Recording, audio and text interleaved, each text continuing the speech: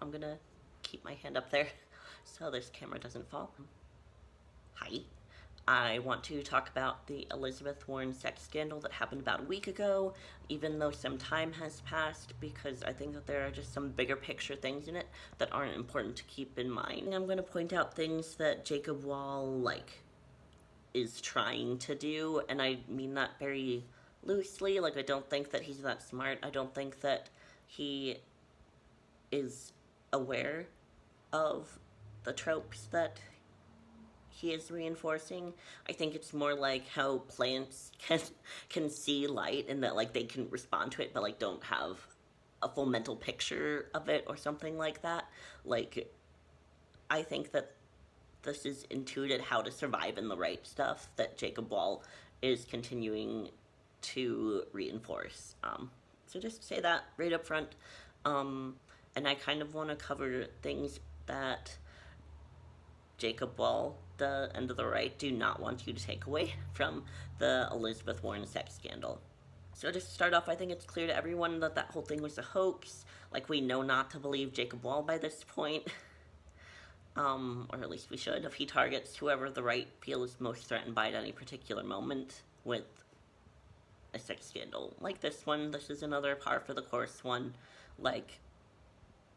It's fine to laugh at it. There's not much else to do with it. I just do think it's important to keep a few things in mind going forward. And those things are tropes that this skit does reinforce, and behavior that will not serve us in the long run, that this encourages us to practice. Just to summarize this, the story involves, alleged military person turned alleged sex worker who is publicly talking about abuse at the hands of a powerful client, namely Elizabeth Warren. And while we're laughing at this, this is clearly bullshit, it's fake because it's Jacob Wohl. It's easy for this story to fall into the trope of sex workers lie. If sex workers get hurt on the job, then it's funny. And we need to be aware of that. This whole story relies on just the funny mental picture of, Elizabeth Warren being a dom. Sure, sex is funny, BDSM is funny, kink is funny, all these things can be funny, and that's fine. But I do think that we need to be vigilant about the reinforcement of the lying sex worker trope. So what Jacob Wohl on the right does not want you to take away from the skit is this, that we need to believe and respect sex workers. Secondly, this whole thing is clearly a parody of the Me Too movement. All of the really powerful moments that we've had where people like Stormy Daniels, for instance, who are sex workers, wield very real social power and impact history by telling their truths. And this skit by Jacob Wohl is the mirror of those stories. And I really do feel like it's meant to condition a response with us that undermines other people who speak out about sexual violence perpetrated against them by powerful men. So when we watch this skit, we're practicing going, oh, look at this person telling their truth, they're clearly lying, everyone knows it, we should laugh at them. And so anyone that would come forward sees that and is then discouraged. When we see this skit, we know, oh, this abuse is a lie, we know it, and that's really insidious. This whole thing of practicing disbelieving people who speak out about abuse and encouraging us to laugh at them are things that we need to be aware of. So to summarize that, I guess, another thing that Jacob Wohl and the right don't want you to take away from this is believe victims of sexual violence. Thirdly, this skit uses the physical scars on the body of the actor as proof of the violence that then we practice disbelieving. So again, that's kind of a marker, kind of a red flag to anyone who might come forward that, oh, even physical scars are not enough proof to be believed.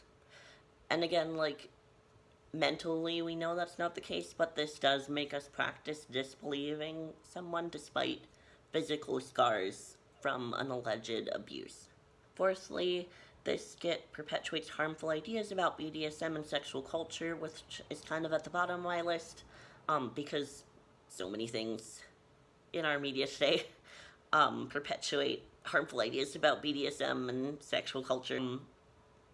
But just to point out and keep in mind, this skit does touch on consent and power dynamics, marginalized relationship structures, non-mainstream sexual practices, and sex work as labor, as well as ageism, desirability politics. Like, half of the joke is just, oh, Elizabeth Warren is old, why would someone have sex with her unless they were getting paid, haha.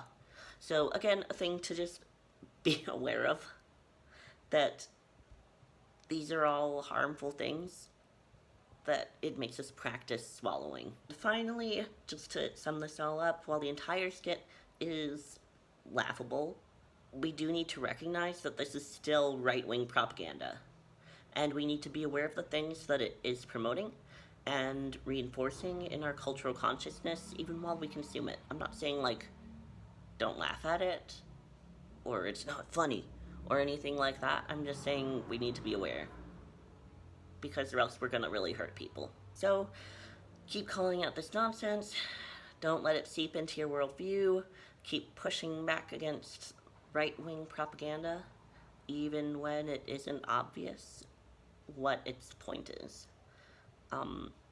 Just remember that nobody puts out anything just to make people laugh or to move people. This video is propaganda as well, for the left. Everything's propaganda. Every piece of media that you consume is propaganda.